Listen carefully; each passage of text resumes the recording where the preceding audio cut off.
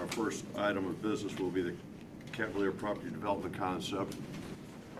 In a few days, I'll own the Cavalier Hotel. I can't think of all the things that I've had the opportunity to do in my life. I can't think of anything that's going to be more challenging and potentially more rewarding. So what I'm going to give you today is sort of a conceptual take on what we believe we can do and what we are committed to do. We went through the hotel with a fine-tooth comb because it's a complex, and I've never done a historic rehabilitation.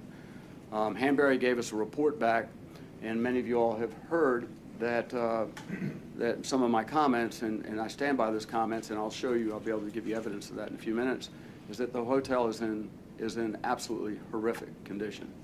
So that gave us two options. That was left is that when we made a bid was either to try and find another economic incentive or another economic engine, which would be some residences on the property, or to take the hotel down and do something like I said, a Great Wolf Lodge type project.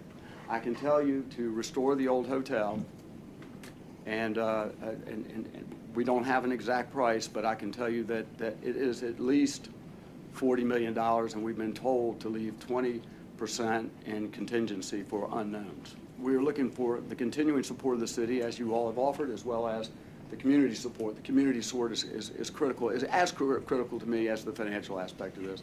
To get on the National Historic Registry, which is something that we want to do, to be able to get the tax credits, to be able to do it in a fashion that it's a West Side hotel, and as you all know, I'm pretty familiar with the hotel industry. If we don't do something special over there with a spa, with some fine dining, with doing the rooms perfect, to be able to create a real environment over there, a health facility, potentially an executive evaluation center where people could come and have their physicals done like they do at the Greenbrier.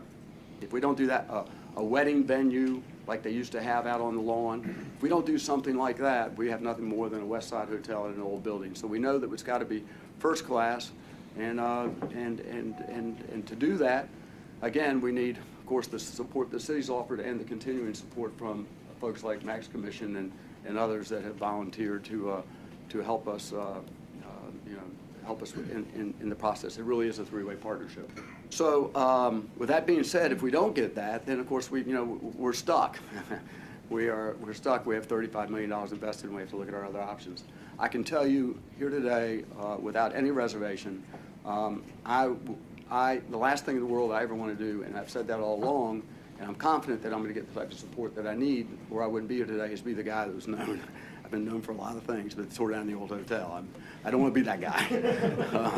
I'd rather sell it to one of the other guys that offered less money and let them do it and say, than be that guy. But so, with that being said, that's sort of a little bit of the background.